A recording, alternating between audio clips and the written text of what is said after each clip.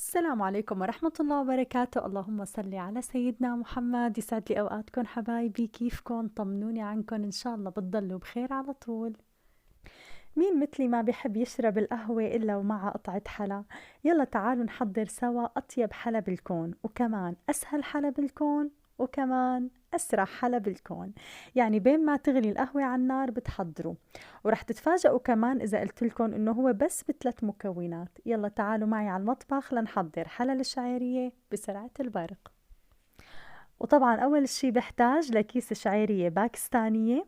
هاد شكلها بتجي كتير كتير رفيعة، وانتبهوا غير الشعيرية يلي بنستخدمها للطبخ، وصارت متوافرة بكل الأسواق. هلأ كتار منكم وقت بعمل أي وصفة فيها شعيرية باكستانية بيسألوني إنه بنقدر نستخدم الشعيرية نفسها اللي بنستخدمها للطبخ. طبعا أكيد دائما بجاوب وبقول لا، لأنه الشعيرية اللي بنستخدمها للطبخ كتير قاسية بتطلع، أما الشعيرية الباكستانية فهي مخصصة للحلا. بكسرها بإيدي بهي الطريقة، وبحاول ما كتير نعمة لحتى تعطي شكل أحلى وقت التقديم. وهلأ رح ضيف الشعيرية بوعاء، ورح نزل عليها قطعتين زبدة صغار تقريبا 20 جرام. بقلب الشعيرية على نار هادية لحتى تتغلف وتترطب بالزبدة كتير منيح، بس بدون ما تاخد لون. انتبهوا، برفعها مباشرة من على النار. شوفوا كيف بيكون قوام الشعيرية، كتير رطب من الزبدة. بتركها تقريبا 5 دقايق لحتى تبرد، وبعدين برجع بشتغل فيها. بعد ما وردت الشعيرية شوي صرت بقدر اعجنها. العجن رح يكون بس مثل ما قلت لكم مكونين: نص علبة قشطة، وتقريبا من 3 ل 4 معالق حليب مكثف محلى. طبعا انا بحضر الحليب المكثف المحلى بالبيت، رح اترك لكم رابط تحضيره بصندوق الوصف، عن جد رائع. بنضيف القشطة والحليب المكثف شوي شوي بالتدريج.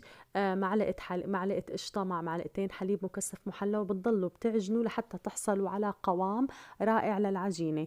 ضروري تكون العجينة مانا متفتتة، متماسكة، وكمان سهلة التشكيل. طريقة تقديم هالحلا كتير بسيطة، ممكن تعملوه على شكل كرات وبتصفوه بطبق التقديم، وبتنزلوا عليه خطوط من الشوكولا أو أي صوص انتو بتحبوه. أنا صراحة اليوم رح شكله بقالب سيليكون. هالقالب لأنه كتير شكله حلو وجذاب، رح يطلع الحلا عن جد بجنن. بوزع العجينة جوات القالب بهالطريقة، يعني صراحة ولا أسرع ولا أسهل من هيك. طبعا هو مباشرة من شكله ومنتناوله، بس أنا بحب حطه شوي بالفريزر أو بالبراد بس ليبرد شوي بين ما أغلي القهوة. هلأ أنا رح دخله على الفريزر شي 5 دقايق. ومجرد ما صارت القهوة جاهزة، بطالع الحلا من قالب بالسيليكون. شوفوا بقى الشكل عن جد خرافي بجنن صراحة. مسك بسرعة بالفريزر، بس هلأ بعد ما قدمه بيرجع للقوام المطلوب. ولأن هيك شكل قالبي من جوا له تجويف، فحبيت أحشيه من الداخل. عندي نوتيلا، عندي زبدة اللوتس، عندي كريمة البستاشيو. يعني هيك شغلات بسيطة قلت بطالعة وبحشي هالحلا.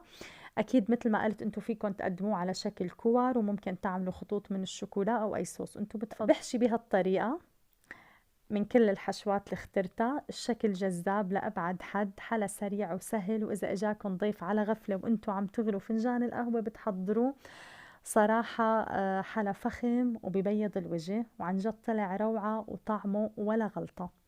طعم الشعيرية رائع صراحة، أنا بعشقها وبحب ضيفها بكتير أكلات حلا. وكمان مع فنجان القهوة صراحة الطعم خيال. وإذا كنتوا مثلي بتحبوا الحلا مع القهوة، يلا قوموا حضروا لأنه سهل كتير وما بياخد وقت.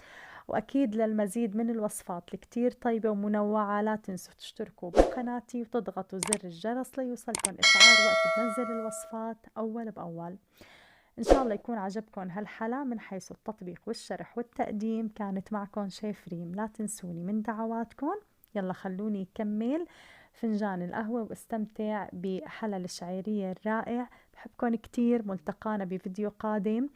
بتمنى لكم مشاهدة ممتعة. استودعتكم الله.